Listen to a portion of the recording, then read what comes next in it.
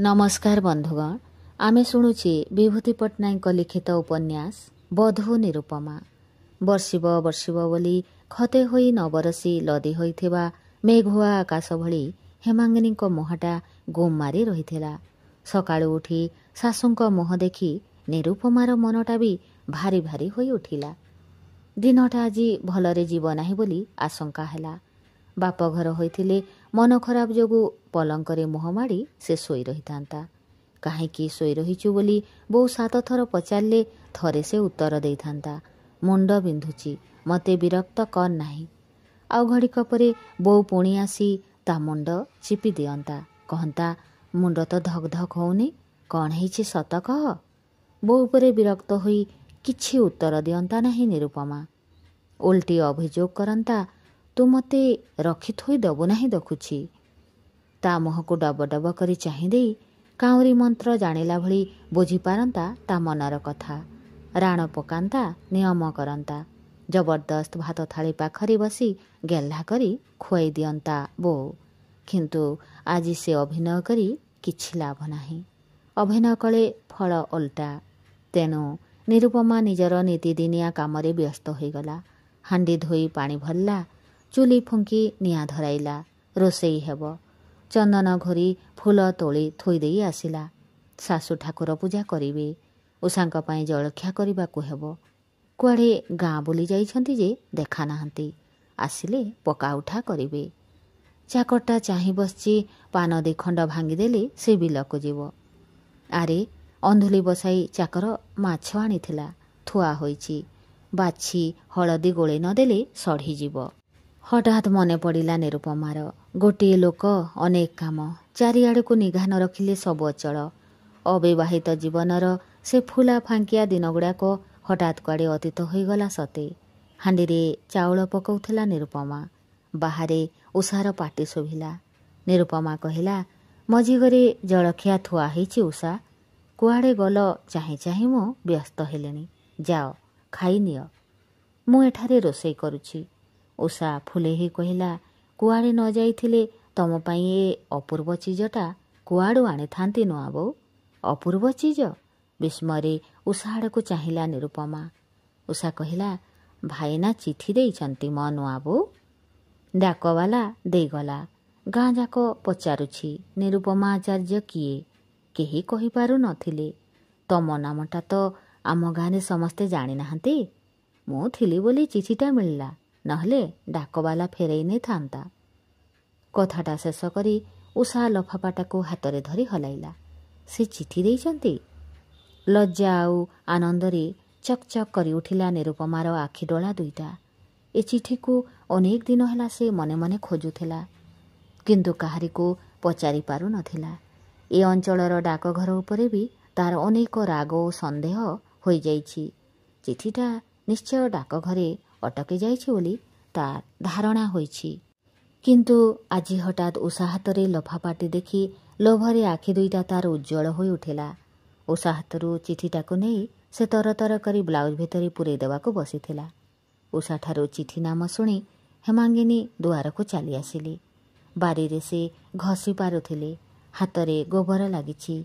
किंतु पुओ ठारू चिठी आछि शुणी से छुटी आसिले कामकू अधा पकेई देई। कहिले, पढ़िलु मा, निम कौन लेखिछि? संकोचरे चिठीटा काढ़ी लफापाटा चिरिला निरुपमा। चिठीटा काढ़ी पढ़िबा आगरू लज्जारे मुह तार आरक्त होइथिला। विदेशी प्रियर प्रथम चिठी से तार। कल्पनार अनेक रंगीन स्याहीरे लेखा होइछि से चिठी। केमिति से चिठीटाकू पढ़ी पारिबो शाशुंक आगरे? जीभ तार जड़ होई जाउछि। आकंठ लज्जारे रुद्ध होई आसछि कंठ। मुह टेकी शाशुंक आड़कू मध्य से चाहि पारु नाही। एभली चिठी एपरि भावरे पढ़ा जाए नाही। ए कथा मध्य से मुह खोली कहि पारु नाही। शाशुंक कथा अमान्य करिवार सामर्थ्य तार सीमाबद्ध। बयस अल्प हेले भी परिस्थितिर रहस्य अबोध रहिला नाही उषाकू। हेमांगिनीक पिठिरे झुली पड़ी कानरे से तुनी तुनी करी कहि उठिला, भाईना कौन सबू लेखिथिबी नुआ बो, कौन एमती ए सबू पढ़ीदेवे? हेमांगिनी सचेतन होई उठिले। सते तो ଏ କଥାଟା ତାଙ୍କ ମୁଣ୍ଡରେ ଢୁକିଲା ନାହିଁ କାହିଁକି? ଆଗେ ପୁଅ ଚିଠି ଲେଖିଲେ ସେ ଗ୍ରାମରେ ଯାହା ପାଖରେ ହେଲେ ପଢ଼େଇ ଆଣୁଥିଲେ। ସେଇ ଅଭ୍ୟାସ ରହିଯାଇଛି। ଏ ଚିଠି କିନ୍ତୁ ନିର୍ମଳ ତାଙ୍କ ପାଖକୁ ଲେଖିନାହିଁ, ବୋହୂ ପାଖକୁ ଲେଖିଛି। ଚିଠିଟା ପଢ଼ିବା ପାଇଁ କହିବା ତାଙ୍କର ଭାରି ଅନ୍ୟାୟ। ଏଥର ହେମାଙ୍ଗିନୀଙ୍କ ମୁହଁ ବି ସଙ୍କୋଚରେ ସଙ୍କୁଚିତ ହୋଇଗଲା। ନିର୍ବାକ ହୋଇ ଚିଠିକୁ ଚାହିଁ ଠିଆ ହୋଇଥିବା ବୋହୂକୁ ଲକ୍ଷ୍ୟ କରି ସେ କହିଲେ, ଥାଉ ଥାଉ ମା, ଚିଠିଟା ପୁରା ପଢ଼ି ଶୁଣେଇବା ଦରକାର ନାହିଁ। ଖାଲି କହ ତା ଦେହ ମୁଣ୍ଡ ଭଲ ଅଛି ତ? ହଁ ବୋଲି କହି ଛାଟିପିଟି ହୋଇ ପଳାଇଲା ନିରୁପମା ନିଜ ଶୋଇଲା ଘରକୁ। ପୁଅ ଭଲ ଅଛି ଏତିକି ଜାଣିଲେ ତାଙ୍କର ସବୁ ଜାଣିବା ହୋଇଗଲା। ଆଉ ଅଧିକା ତାଙ୍କର କିଛି ଲୋଡ଼ା ନାହିଁ। ଏତିକି ଜାଣିବା ପାଇଁ ସେ ଆକୁଳ ହୃଦୟରେ ଅପେକ୍ଷା କରି ବସନ୍ତି। ଡାକବାଲା ହାତକୁ ଅନେଇ ରହନ୍ତି। ଦେହ ଭଲ ଥିଲେ ସେ ଖୁସି। ଦେହ ଅସୁସ୍ଥ ଥିବା ଶୁଣିଲେ ଗାଁ ଠାକୁରାଣୀଙ୍କ ପାଖରେ ସେ ଗୋଟିଏ ମାଜଣା ମନାସି ଆସନ୍ତି। ପୁଅ କେମିତି ଭଲ ହୋଇଯାଉ, ତା ପାଦରେ କଣ୍ଟା ନ ଫୁଟୁ। ପୁଣି ଘଷି ପାରିବା ପାଇଁ ବାରିକି ବାହାରିଗଲେ ହେମାଙ୍ଗିନୀ। ପଛେ ପଛେ ଗଲା ବି ଉଷା। କହିଲା, ତ ଟିକିଏ ହେଲେ ଅକଲ ନାହିଁ ନାନୀ? ନୂଆବୋଉ କେମିତି ଲାଜରେ ଝାଉଁଳିଗଲେ ଦେଖିଲୁଟି? ଛି ଛି। ଉଷାକୁ ଉତ୍ତର ଦେବେ ବୋଲି ଇଚ୍ଛା କରି କିଛି ଉତ୍ତର ଦେଇପାରିଲେ ନାହିଁ ହେମାଙ୍ଗିନୀ। ସ୍ୱାମୀ ସ୍ତ୍ରୀ ଚିଠି ନେବା କଥା ଏବକାଳର ଫେସନ୍। ବୋହୂ ହୋଇ ଆସି ପୁଅ ଝିଅର ମା' ହୋଇ ସେ ବୁଢ଼ୀ ହେଲେ। ସ୍ୱାମୀଙ୍କଠାରୁ କେବେ ସେ ଚିଠି ଖଣ୍ଡେ ପାଇନଥିଲେ। ପାଇଥିଲେ ବି ଚିଠି ପଢ଼ି ପାରିନଥାନ୍ତେ। ସେ ମୂର୍ଖ। କିନ୍ତୁ ବୋହୂ ତାଙ୍କର ତାଙ୍କ ଭଳି ନୁହେଁ। ସେ ଶିକ୍ଷିତା। ଏ ଯୁଗର ଆଦବ କାଇଦା ସେ ଜାଣନ୍ତେ କାହିଁକି? ଅହନ୍ତା କରି ଆକାଶର ଜହ୍ନ କେତେବେଳେ ବାଉଁଶ ବଣ ଆରପଟକୁ ଖସି ଯାଇଛି। କାରଣ ନିଦ୍ରାଭିଭୂତା ହେବା ଆଗରୁ ତାର ନିର୍ଜନ ଶଯ୍ୟାକୁ ଝରକା ଫାଙ୍କ ବାଟେ ଆଲୋକିତ କରି ଦେଇଥିବା ଚନ୍ଦ୍ରାଲୋକ ବର୍ତ୍ତମାନ ସୃଷ୍ଟି କରିଛି ଏକ ଭୟାତୁର ଅନ୍ଧକାରର ଛାଇ। ନିର୍ଜନ କକ୍ଷରେ ପୁଣି ଅନ୍ଧକାରରେ ଏକାକିନୀ ଶୋଇବାକୁ ଭାରି ଭୟ କରେ ନିରୁପମା। ଏପରିକି କଲେଜ ହଷ୍ଟେଲରେ ରୁମ୍ ସାଥୀମାନେ ସିନେମା ଚାଲିଗଲେ କକ୍ଷରେ ଏକାକିନୀ ନ ଶୋଇ ଅନ୍ୟ ସାଥୀମାନଙ୍କ ପାଖକୁ ପଳାଇଯାଏ। ସେଇ କଥା ଥରେ ସେ କହି ନିର୍ମଳ ପାଖରେ ଅପଦସ୍ଥ ହୋଇଥିଲା। ନିର୍ମଳ ମନ୍ତବ୍ୟ କରିଥିଲା, ଠିକ୍ କରିଛ, ଏକାକିନୀ ରାତିରେ କେବେ ହେଲେ ଶୋଇବ ନାହିଁ।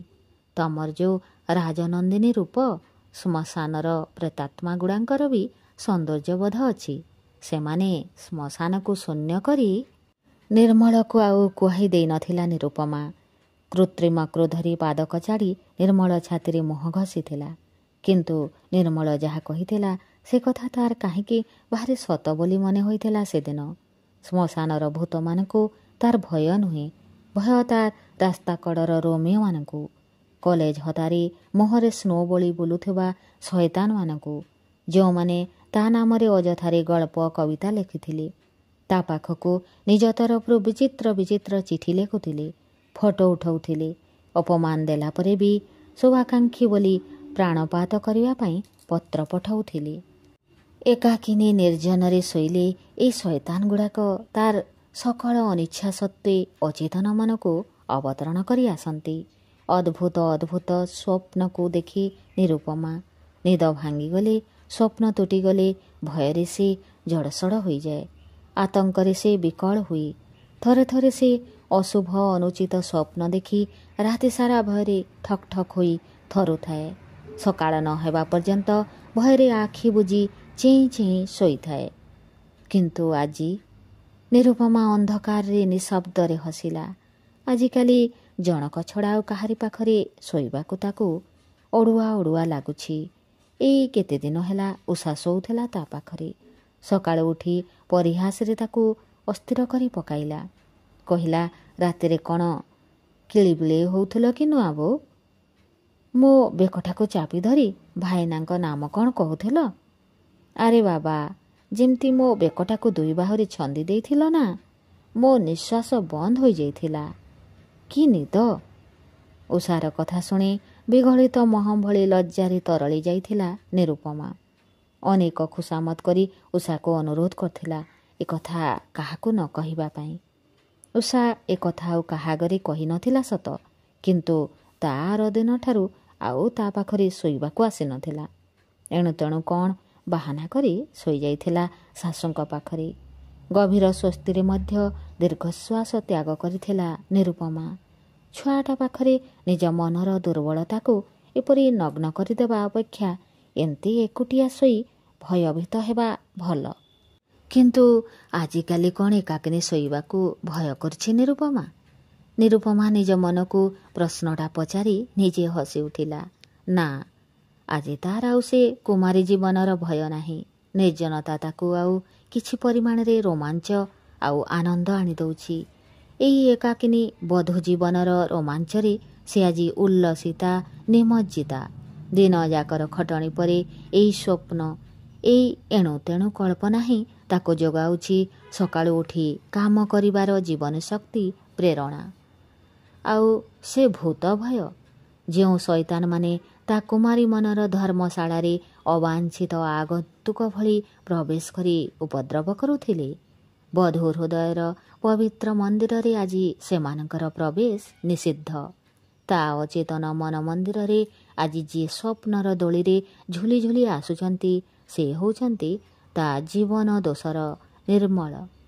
ନିର୍ମଳ କଥା ମନେ ପଡ଼ିବା ମାତ୍ରେ ଫିକ୍କିନି ପୁଣି ଥରେ ହସି ଉଠିଲା ନିରୁପମା।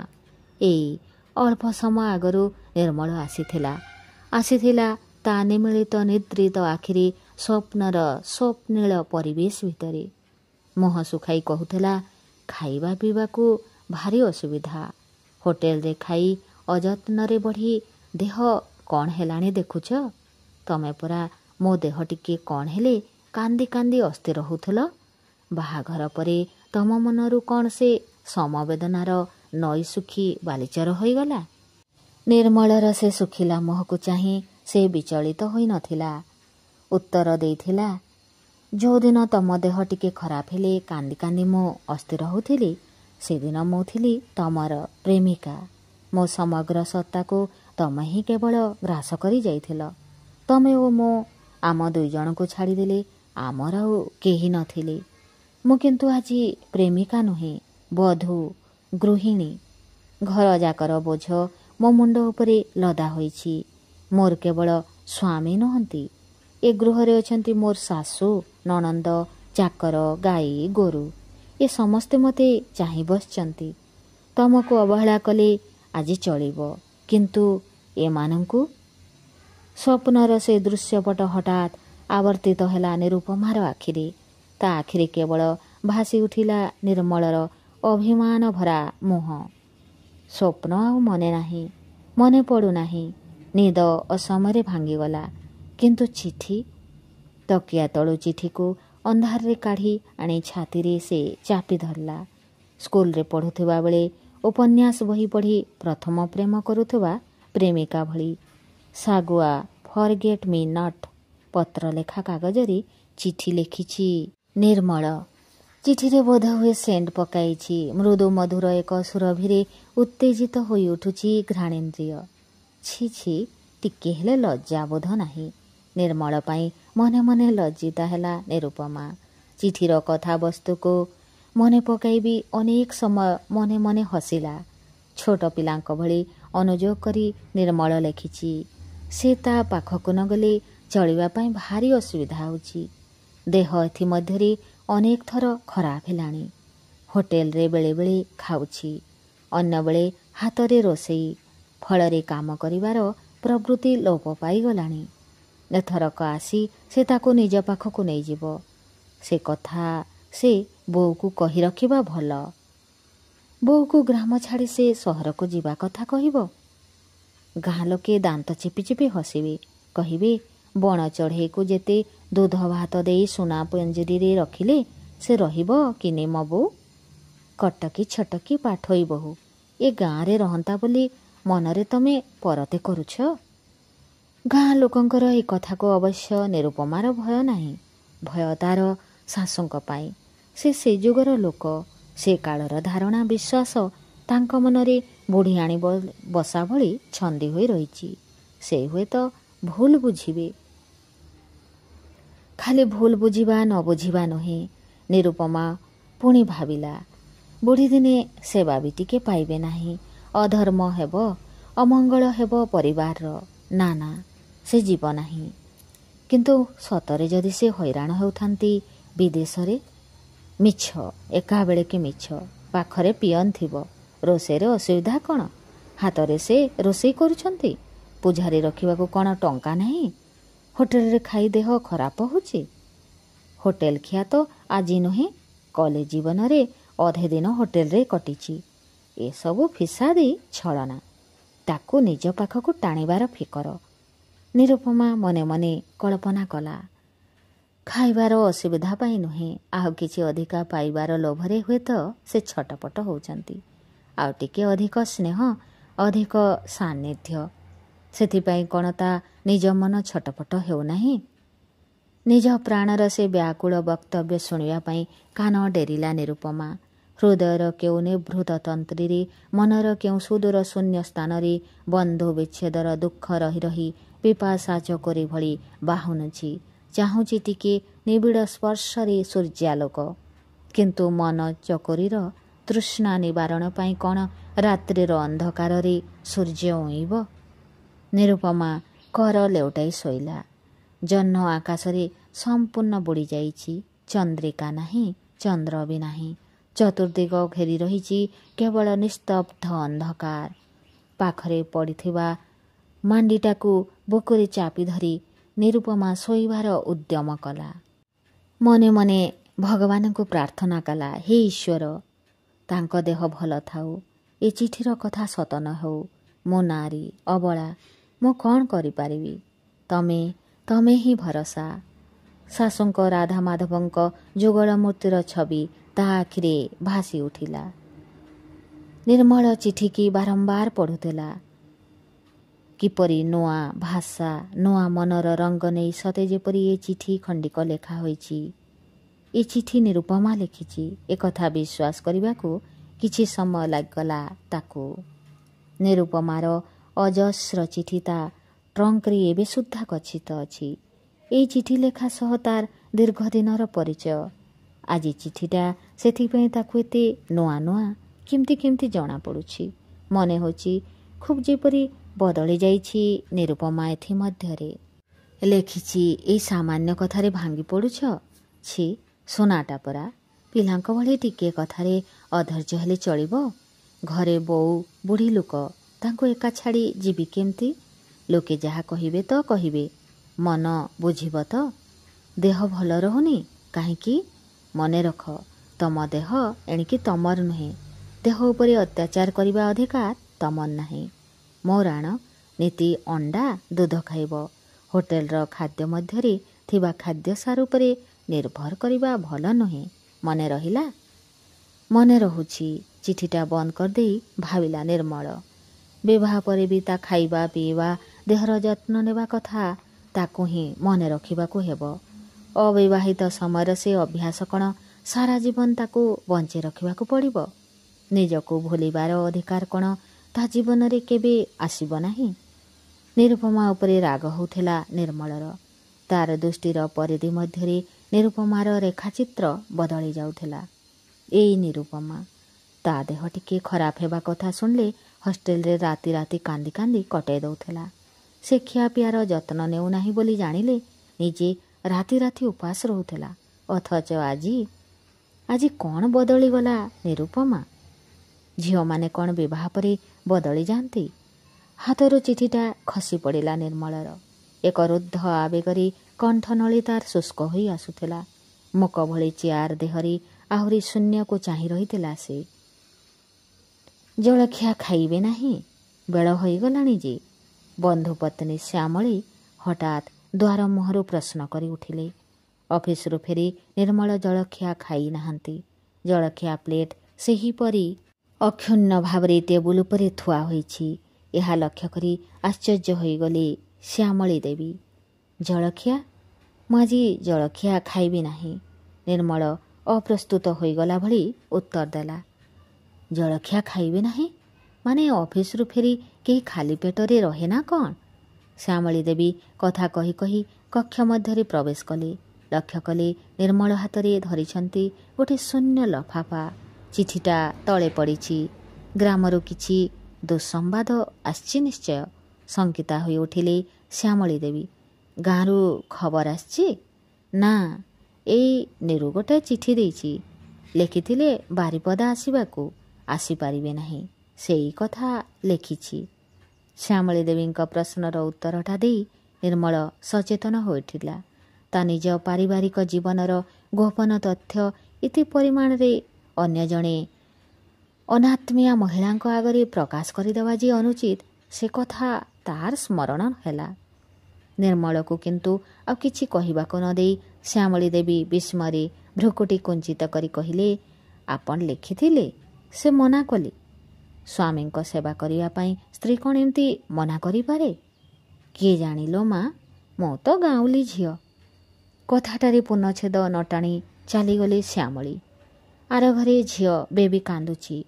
ତାଙ୍କ ତୁଣ୍ଡର ସେଇ ନିକ୍ଷିପ୍ତ ବାକ୍ୟ ତୀର ଭଳି ଯାଇ ବିଦ୍ଧ ହୋଇଗଲା ନିର୍ମଳ ହୃଦୟର ନିଗୂଢ଼ତମ ପ୍ରଦେଶରେ।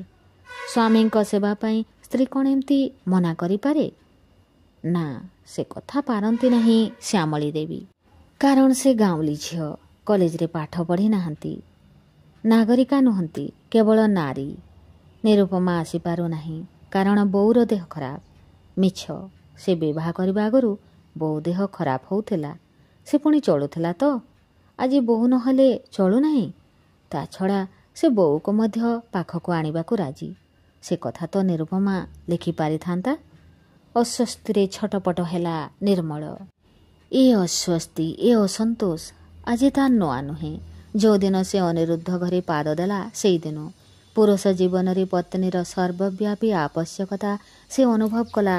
ଏଇ ପରିବାରରେ ଅନିରୁଦ୍ଧ ଆସିବା ବାଟକୁ ଚାହିଁ ରହିଥାଏ ଶ୍ୟାମଳୀ। କଲେଜରୁ ଡେରିରେ ଆସିଲେ ବି ପ୍ରଚଣ୍ଡ ଗାଳି। ପୁଣି ନିମିଷକ ମଧ୍ୟରେ ଶ୍ୟାମଳୀର କ୍ରୋଧଦୀପ୍ତ ମୁହଁରେ ଖେଳେ ହସର ବିଦ୍ୟୁତ୍। ଛୋଟ ପିଲାଟି ଭଳି ଅନିରୁଦ୍ଧ ପାଖରେ ଅଳି କରି ଠିଆ ହୋଇ ରହିଲ ଯେ, ପୁରୀଗୁଡ଼ାକ ଥଣ୍ଡା ହୋଇଯାଉଛି ପରା, କେତେବେଳୁ ଛାଣିଲେଣି। ଆରେ, ଏ ଦିଖଣ୍ଡ